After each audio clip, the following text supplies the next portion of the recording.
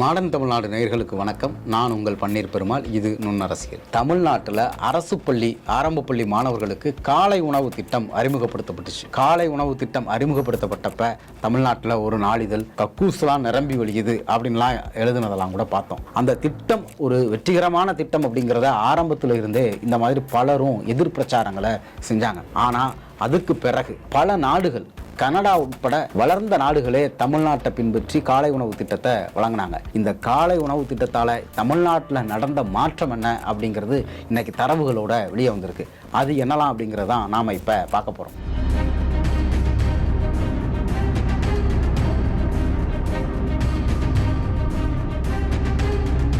தமிழ்நாட்டுடைய திட்டக்குழு வெளியிட்ட அறிக்கையில் கிட்டத்தட்ட தமிழ்நாட்டுடைய வரலாற்றில் முதல் முறையாக ஒரு பொருளாதார ஆய்வறிக்கை வெளியிடப்பட்டுச்சு பார்த்தீங்களா. அந்த அறிக்கையில் இந்த காலை உணவு திட்டத்துடைய பலன்கள் குறித்து அவங்க எடுத்த ஒரு சர்வே டீட்டெயிலை கொடுத்துருந்தாங்க. அது என்ன அப்படின்னா, கிட்டத்தட்ட இந்த காலை உணவு திட்டம் எப்படி செயல்படுது அப்படின்னு தமிழ்நாடு முழுக்க ஒரு 5300 மாணவர்கள்ட்ட நேரடியாக கேள்விகள் கேட்டு, இன்னும் பல்வேறு மருத்துவமனை தரவுகள், ஆசிரியர்கள், பெற்றோர்கள், இப்படி பல வழிகளில் அவங்களுடைய சாம்பிள்ஸை எடுத்து இந்த டேட்டாவை அவங்க கலெக்ட் பண்ணியிருக்காங்க.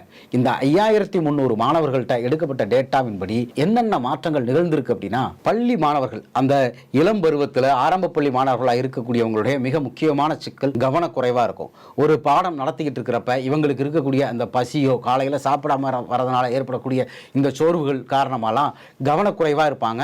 ஆசிரியர்கள் கவனிய அப்படிங்கிறதெல்லாம் சொன்ன பிறகு கவனிக்கிறவங்க, இப்படியான பல சிக்கல்கள் ஆரம்பத்தில் அவங்களுக்கு கல்வி கற்றுக்கிறதுலேயே பசியும் காலை உணவும் சாப்பிடாதனாலேயும் இருந்திருக்கு அப்படிங்கிறது இப்போ இந்த டேட்டா வழியாக தெரியுது.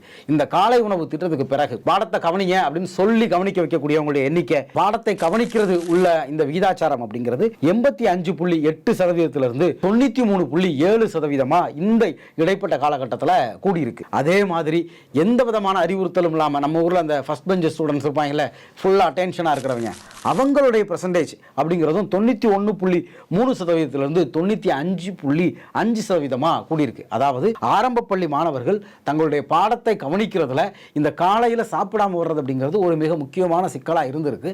அது சாப்பாடு கொடுக்கப்பட்ட பிறகு அவர்கள் வகுப்பறையில் கவனத்தோட பாடம் படிக்கிறது ரொம்ப தெளிவாகவே இந்த டேட்டாவில் எடுக்கப்பட்ட சர்வேவில் தெரிய வந்திருக்கு. அதே மாதிரி மாணவர்களுக்கு கொடுக்கக்கூடிய அந்த வீட்டு பாடம் கொடுப்பாங்கல்ல, ஆரம்ப பள்ளிகளுக்கு ரொம்ப சாதாரணமான வீட்டு பாடங்கள் தான் கொடுக்கப்படும். அந்த வீட்டு பாடங்கள் எழுதுறவங்களுடைய எண்ணிக்கை அப்படிங்கிறது 89.6% 95.4% கூடியிருக்கு. ஆக இந்த காலை உணவு அப்படிங்கிறது எல்லா வகையிலும் அவங்க கவனிக்கிறதா இருக்கலாம், இல்லை வீட்டு பாடம் எழுதுறதா இருக்கலாம், இப்படி பல வழிகளில் உதவி இருக்கு. அதே மாதிரி மாணவர்களுடைய ஞாபக சக்தி, ஏற்கனவே தான் படித்த ஒரு விஷயத்தை திரும்ப ஞாபகப்படுத்தி சொல்லக்கூடிய அந்த ஞாபக சக்தி சரியா இருக்கிறவங்களுடைய எண்ணிக்கை அப்படிங்கிறது 71.4% 77% கூடியிருக்கு. குறிப்பா காலை உணவு அப்படிங்கிறது ஞாபக சக்தி, மூளை சம்பந்தமான செயல்பாடுகள் சம்பந்தமான விஷயங்கள்ல ரொம்ப முக்கியமானது அப்படிங்கிறத பல மருத்துவ ஆய்வாளர்களும் இதுக்கு முன்னாடியே சொல்லியிருக்காங்க. இப்ப இந்த காலை உணவுக்கு பிறகு மாணவர்களுக்கு படித்ததை ஞாபகமாக வைத்து திரும்ப சொல்லக்கூடிய விஷயங்கள்ல அவங்களுடைய சதவீதமும் கூடியிருக்கிறத தெளிவா இந்த டேட்டா சொல்லுது. அதே மாதிரி புதிய விஷயங்களை கத்துக்கிறது, ஏற்கனவே படிச்சுக்கிட்டு இருக்கிறது மட்டும் இல்லாம புதிய பாடத்திட்டங்களை கத்துக்கிற விதத்திலையும் இந்த ஆரம்ப பள்ளி மாணவர்களுடைய எண்ணிக்கை காலை உணவு திட்டத்துக்கு பிறகு 88.1% 92.5% கூடியிருக்கு. சமீபத்தில் கூட நம்ம ஒன்றிய நிதியமைச்சர் தமிழ்நாட்டு மாணவர்களுக்கு வாசிக்கவே தெரியல அப்படி இப்படிலாம் சில கதைகள் எல்லாம் எந்த விதமான தரவும் இல்லாம மும்மொழி கொள்கை திணிப்புக்கு எதிராக தமிழ்நாடு போராடுறப்ப கதை அடிச்சு விட்டாங்க.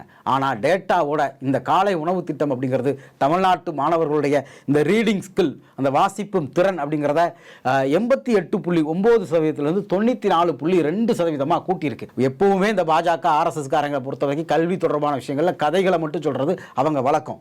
ஆனா தமிழ்நாட்டுடைய வழக்கம் அப்படிங்கிறது தரவுகளோட எல்லா சமூகத்தை சேர்ந்தவர்களுக்கும் எல்லாவற்றையும் கிடைக்க பெற்று அவர்களை மேம்படுத்தி கொண்டு வந்திருக்கோம் அப்படிங்கிறதுக்கு பல தரவுகள் இருக்கு.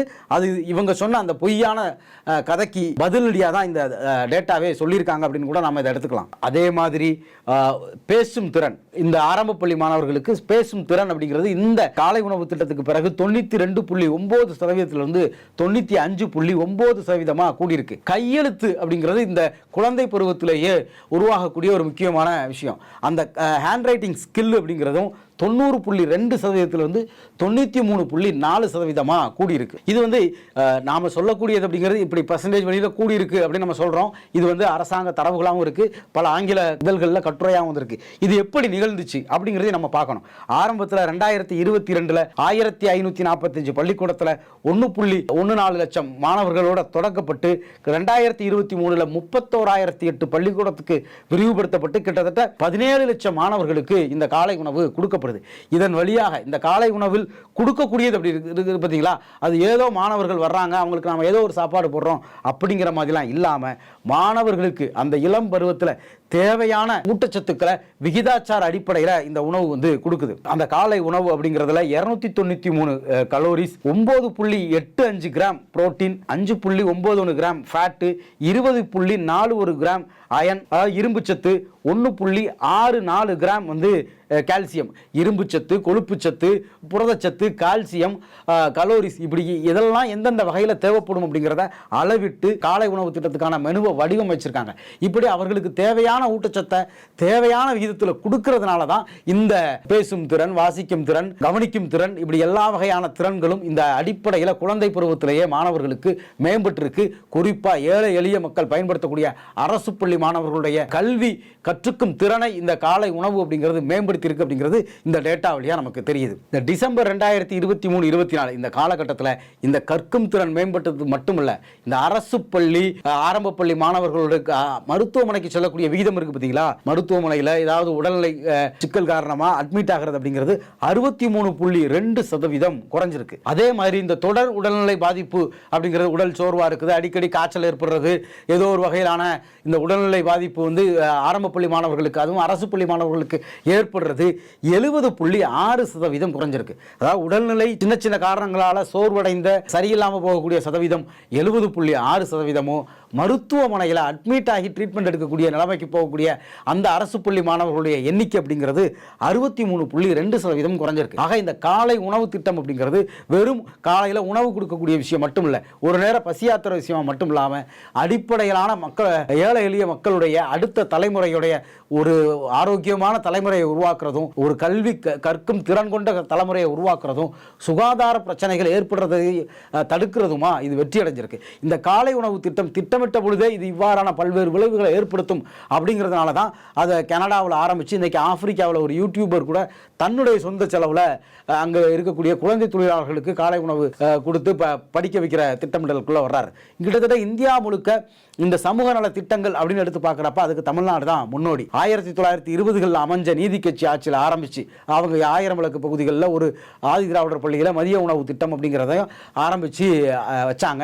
இன்னைக்கு அது காலை உணவு திட்டமாக விரிவடைஞ்சு இன்னைக்கு ஏழை எளிய மக்களுடைய அடுத்த தலைமுறையை வலுப்படுத்தக்கூடிய வேலையாக ஈடுபட்டிருக்கு.